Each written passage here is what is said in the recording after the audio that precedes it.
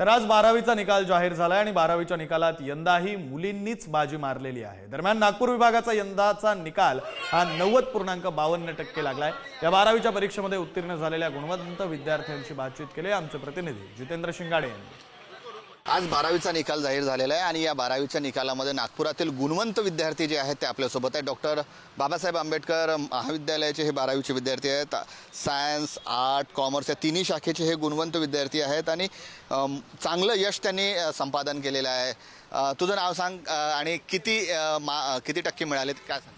माझं नाव श्रेयांश शत्रुघ्न चौरे आणि मला सायन्स स्ट्रीममध्ये 92.83% मिळाले आहेत। विज्ञानाचा अभ्यास करताना काही विशेष आवड होती म्हणून ते तर केलेच असेल, पण काही प्रॉब्लेम्स आलेत?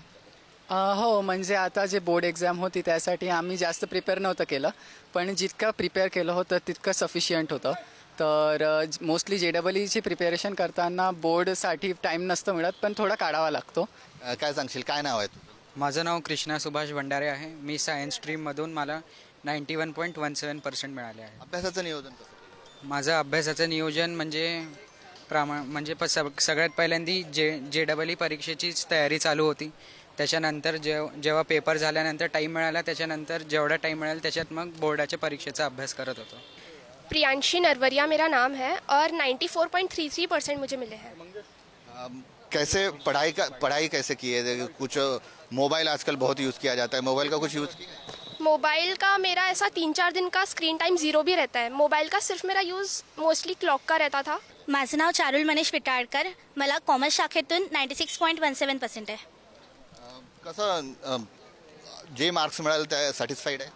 ॲक्च्युली खरं सांगायचं झालं तर मी सॅटिस्फाईड नाही आहे आणि मला सगळ्या सब्जेक्ट्समध्ये चांगले आहे एक्सेप्ट इंग्लिश। जर सगळ्या सब्जेक्टमध्ये 95 अबो असेल तर इंग्लिशमध्ये ॲटलिस्ट 90 मी एक्सपेक्ट करू शकत होती आणि इंग्लिशचे मार्क्स अनएक्सपेक्टेड होते। मला फक्त इतकं वाटते की जी चेकिंग झाली ती थोडी जर चांगली झाली असती तर माझा आजचा दिवस जो आहे तो आणखी चांगला राहिला असता। इम्तियाज, काय सांगशील, कधीपासून तुला दिसत नाही आहे, कधीपासून हा त्रास होतो?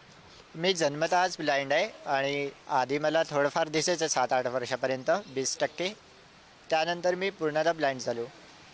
आता कोणत्या शाखेतून किती पर्सेंट मिळाले? मला 12वीत आर्ट्स शाखेतून 79.83% मिळाले।